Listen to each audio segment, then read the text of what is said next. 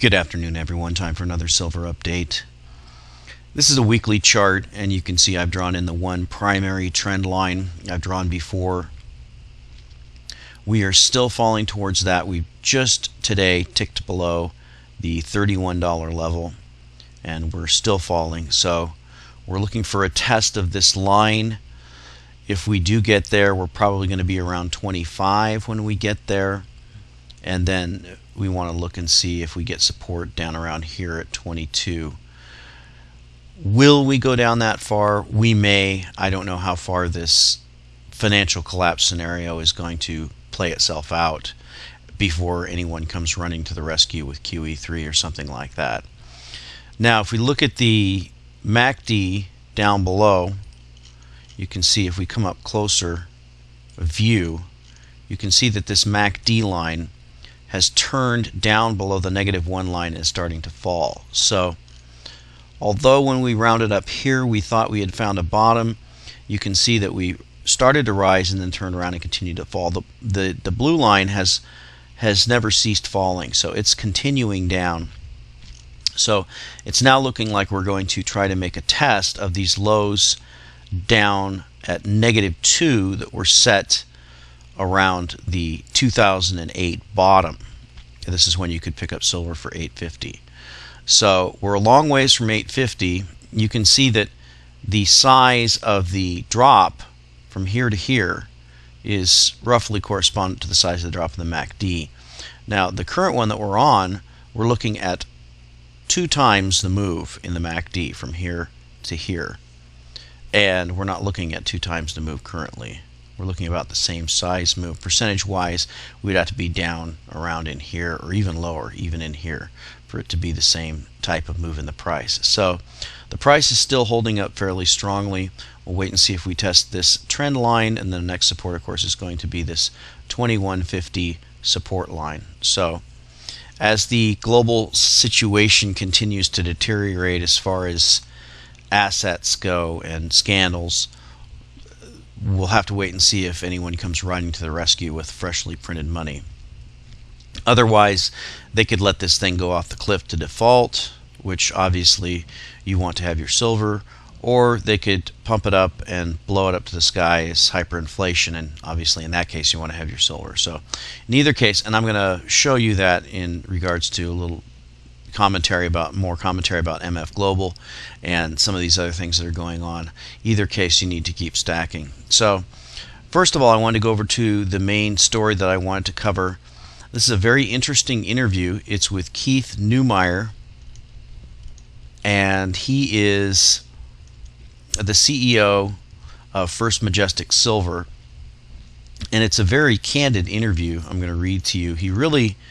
It's surprising to see what I would call a recognized or established businessman to be so frank with the silver facts here. So I'm going to read this interview. It's very interesting.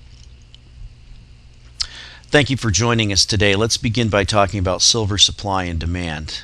Keith, silver mine production was around 736 million ounces in 2010. Demand was around 1 billion ounces. Scrap silver recycling and some government sales filled the gap. We're at historic lows in terms of above-ground silver. Eric Sprott recently said there are 1 billion ounces of 999 silver left above ground. Unlike gold, silver gets used. We're at historic highs in supply when it comes to gold, but the exact opposite is true for silver. And we've got our Silver Institute World Silver Supply chart here. Question, is there a deficit in terms of mine supply? Keith, we've had a supply deficit for the past 13 years. 2009 was the first year we created equilibrium. We only went into a surplus in 2010 in terms of industrial and jewelry fabrication demand. The surplus mine supply was purchased by investors, obviously. A lot of mining companies are showing lower production because a lot of silver comes from base metals, and with lower base metals prices, it's becoming more difficult. I don't see any major supply drivers for silver in the next several years. Question, do you expect more scrap silver to enter the market? Keith, that's what happened in 2009 when gold rallied over $1,200 and then corrected below $1,100. It was primarily caused by scrap gold entering the market. I believe the same thing was happening for silver. We'll see that again as the metals make new highs. It's the same as a stock. You replace part of the shareholder base at different levels. Question: are you optimistic about future demand? Keith: yes, I've been optimistic about silver since 2002 because silver is a strategic metal. I think it's more important than gold. Question: are there new applications that could increase demand? Keith: we're seeing all kinds of new applications. A recent report by Barclays forecast that 120 million ounces of silver will be used for solar power generation in 2012 versus 40 million ounces in 2009. The battery industry is growing as well. Zinc-silver batteries provide very stable capacity. Their output doesn't degrade like lithium batteries, and they deliver 40% more energy compared to nickel metal hydride batteries. They're safer than water-based chemical batteries because they don't heat up or explode. They're also mercury-free and 95% recyclable. Lithium-ion batteries in cell phones, for example, need to be replaced after 12 to 18 months. I'm very optimistic about battery technology. There are also robotics and other applications on the horizon. And then we get our world silver demand chart here. Question: what's your long-term price target for silver? Keith: silver will reach a value based on its natural ratio of 15 to 1 with gold. I expect to see at least $2,000 gold and most likely $3,000 gold in the next 3 to 5 years. So silver will be between $130 and $200. It's a big number from where we are today, but that's where I think we're headed. We're dealing with a market that needs to be corrected. Question: isn't the price of silver set by supply and demand? Keith: I don't think supply and demand has anything to do with the price, unfortunately. The world we live in today is a paper environment where silver is priced by financial circumstances. Banks, traders, and investors around the world move markets to where they want them to be. Governments and commercials, big banks like HSBC and JP Morgan, all have a piece of the action. They alternately work together or sometimes against each other. All these forces price the metal. That's one reason we're seeing the volatility that we're seeing today. Question: how can supply and demand be irrelevant? Keith: in short-term trading, the price is financially driven. Eventually, markets do correct themselves over time. In the long run, supply and demand does have influence. That's why the price will ultimately return to its natural ratio of 15 to 1. Question: how is the price of silver financially driven? Keith: it has to do with the financial instruments that we trade in and with the fact that silver trades 1 billion ounces per day on the COMEX alone when there are 26 to 30 million ounces of silver available for delivery. With that kind of leverage, you just don't have a proper market. Question: it has been reported that there are 100 ounces under contract for every ounce in the COMEX warehouse. Keith: the governments, regulators, and bullion banks have let the silver market get more and more leveraged. We've seen a lot of wealth destruction as a result of this leverage, and we're going to see a lot more until finally the governments decide to change the system. Question: isn't the COMEX guaranteeing market integrity by raising margins, for example? Keith: I don't buy the argument on margin hikes at all. Question: don't margin hikes prevent dangerous asset price bubbles? Keith: it's not up to them to decide what is parabolic. They're not investors themselves. They don't have money in the market. They decide a bubble is going to happen if they don't raise margins, but no one knows when a bubble is forming. It's only apparent after it has already happened. By hiking the margins, they create the appearance of a bubble bursting. They create the bubble. They create the proof that it was a bubble. If they let it alone, the market would stabilize by itself. Question: what should the Commodities and Futures Trading Commission do? Keith: the job of the regulators is to protect the retail investor. That's their only job. It's not to protect the banks or the brokerage firms. The little guy is the primary taxpayer. Why were the Securities and Exchange Commission and the CFTC put into place? They were put into place to protect retail investors. Prior to regulation, the banks controlled the market. Today, the banks control the market again. Who should control the market? Retail investors. Who's protecting them? No one. Question: are you saying that the CFTC does nothing while the COMEX caters to banks and brokerage firms? Keith: yes. Question: and the COMEX doesn't serve retail investors? Keith: no, absolutely not. Question: do you foresee a return to a free market in the future? Keith: I'm an optimist. I believe one day that governments will rewrite the rules and force the regulators to protect investors. That's where we were back in the 70s, and that's where I think we have to be again to correct the problems that have arisen over the past 40 years.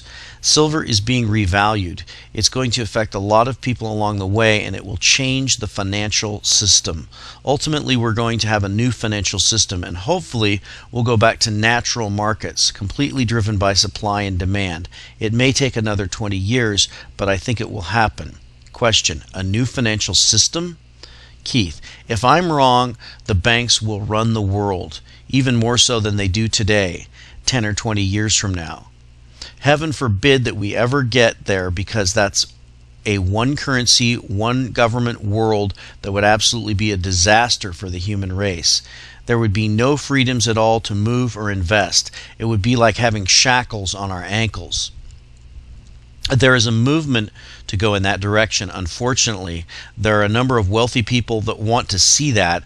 I hope that we can find the politicians to prevent that type of world from coming to pass.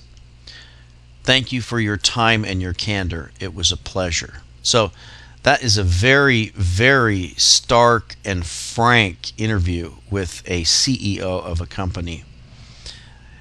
And he touched upon a number of things. He touched upon the fact that these groups do not represent the investors.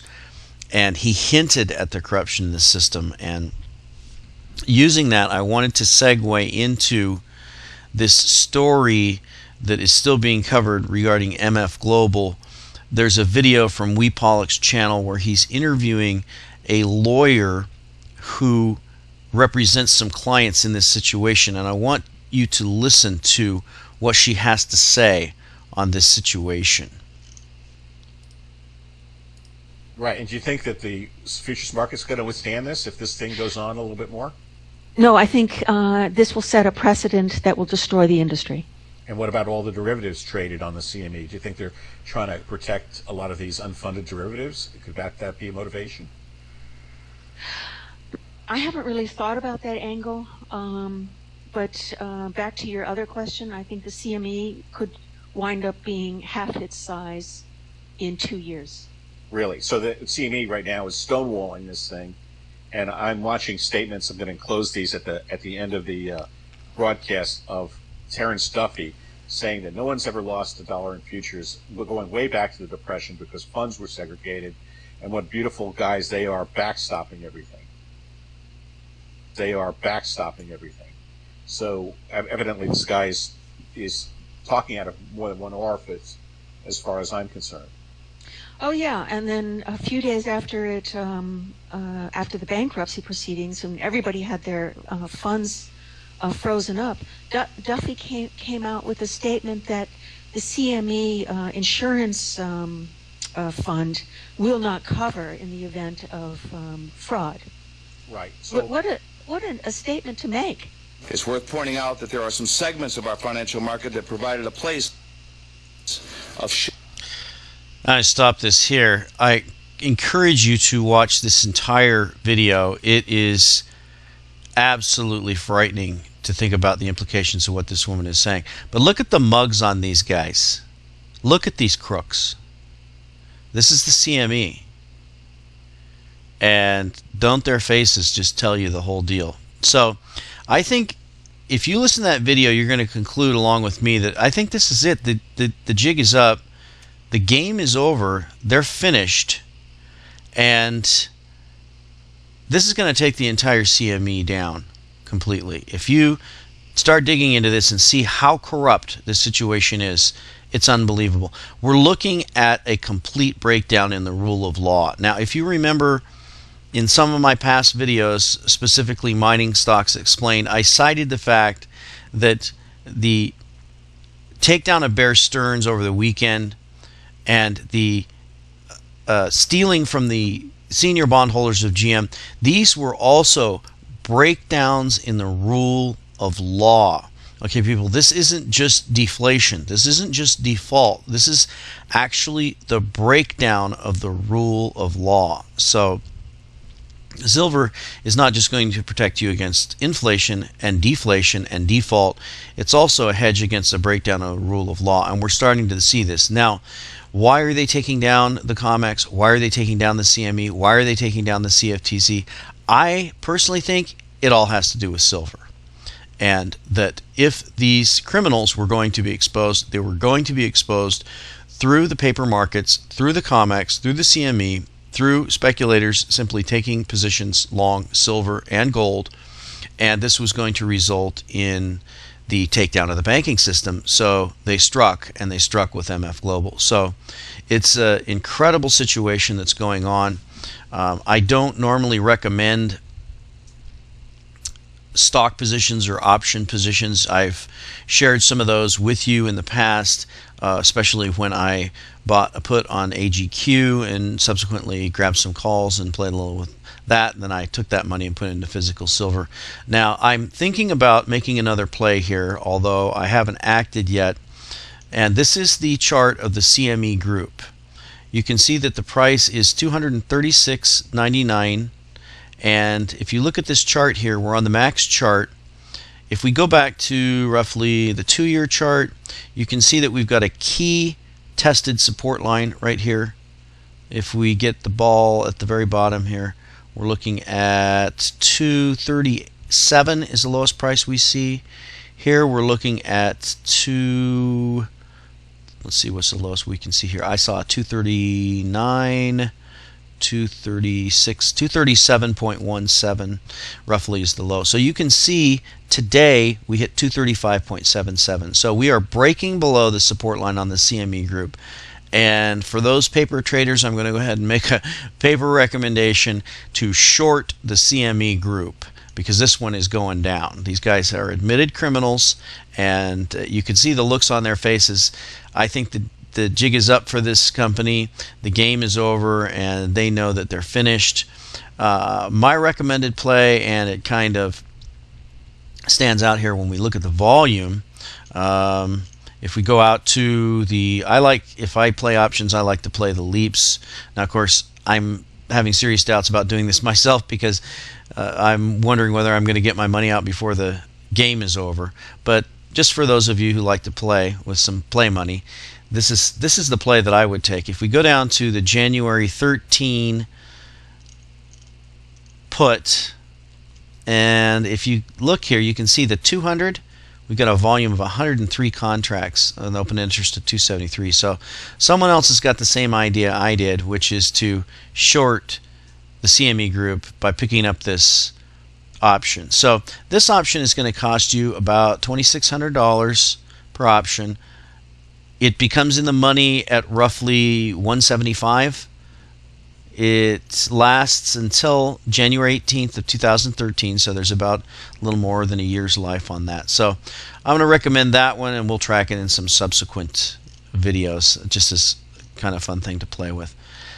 Now, the last topic I wanted to address is the issue of the national debt and the super committee and what's going on there, and just to prove to you how bad things are and the fact that we're absolutely finished on this thing.